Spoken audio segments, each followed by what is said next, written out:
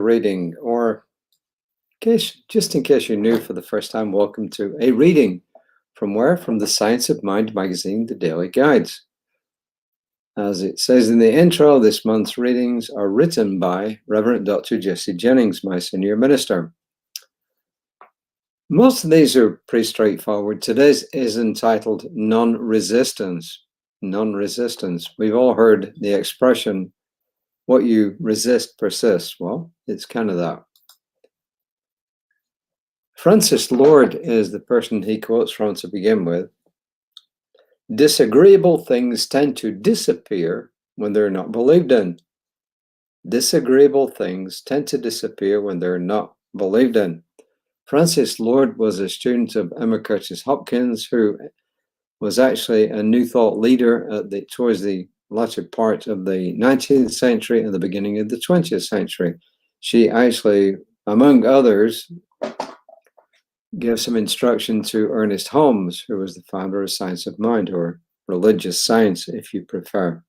Definitely not to be confused with Scientology, as came up in our class the other day.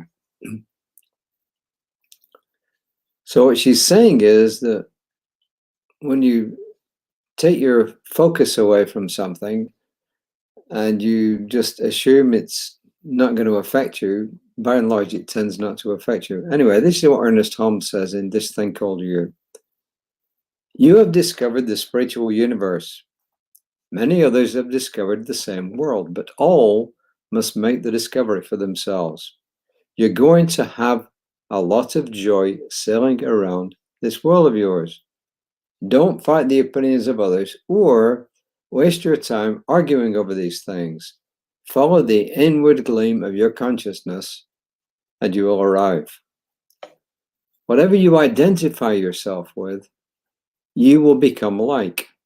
Whatever you resist, until you make it a reality, you will also become like. Therefore, quote, resist not evil and it will fly from you, unquote. Don't fight your fears, see through them. There is nothing in God's world to be afraid of. As I said, that was from This Thing Called You. And resist not evil, of course, is taken from the Bible. And this is Ernest Holmes. I don't know if it's his explanation of this, but this is what he has to say about it. What we identify ourselves with, we become like. This is good information, as it can become problematic if we're oblivious to it. When we unconsciously identify here and there, unaware we have a choice of what to think and how to feel. Sometimes we rebel against conformity, but place so much emotional energy around what we don't wish to experience that we end up heading toward it nevertheless.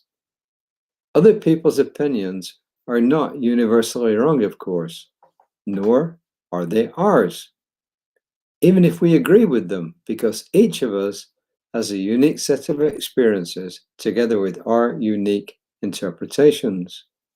We assemble our sense of self as we go along, free to investigate and talk with our fears, healing any sense of separation from our source, while growing in true and loving power.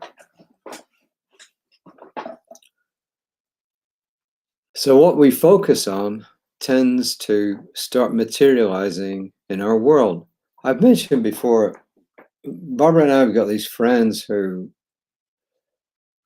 shall we say, are almost, not almost always, but very, very frequently focus on the negative.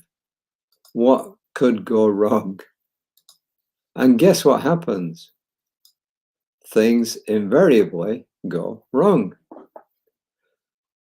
Because what we focus on, as I said, tends to become an experience in some way, shape, or form.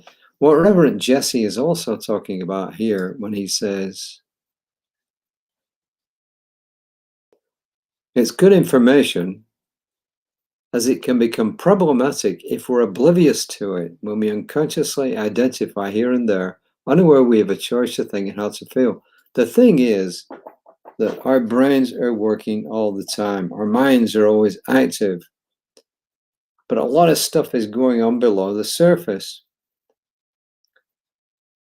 And even though we're not always consciously aware of it, when we have these feelings and these thoughts at a subconscious level, we're still attracting that stuff into our experience. And that is why we keep telling people to do their spiritual work. In other words, to become aware of what you're thinking and what you're feeling. Because when you live in this awareness, you can do something about it. And you and I know that stuff will come in our minds that we think, no, I don't want that. But it's been there for a long time. And the more energy we've put into it in the past and it's gone into our subconscious minds, then the more likely it is to appear. Somebody once said, and I think it was Gary Craig, actually, the founder of Emotional Freedom Technique, EFT, who called this stuff the writing on the walls of our subconscious minds. That's what he was talking about. And that's the stuff that we got to get rid of. We have to actually supersede it with something that's good. So if you invariably find that your thoughts are wandering towards stuff that's negative, either consciously or subconsciously, and subconscious will, if you pay attention, it will come up. You will know what's going on at a subconscious level. Then it's our job to push that to one side and say no, and then to focus on what it is that we do want. So like these friends of ours who are always focusing on disaster, really and truly, they get disaster after disaster after disaster. In fact, if it wasn't serious, it will be funny. So my advice to me and to you and anybody else is, let's start living in awareness. And when we're aware of something in our minds that we don't want, then let's focus on what it is that we do want. Because two things cannot exist simultaneously in your mind right at exactly the same time. It's impossible. There's going to be one thing at a time. So when you start focusing on what it is that you do want, the stuff that you don't want starts to go away because you can only focus on that one thing at a time. Hope this is helpful. If not, hey, text me, email me. You've got my information there. Let me know. And please give us a like. And if you like what we do and say, then please pass this on to other people so that they too can enjoy it. And remember, every time you give something, whatever it is, whether it's advice or a gift, physical gift, or just passing on, hey, I think this could be good for you, you yourself gain. It's impossible to give without receiving back something. So Reverend Bliss will be on tomorrow morning, 9:30. I'll be back tomorrow evening, I think.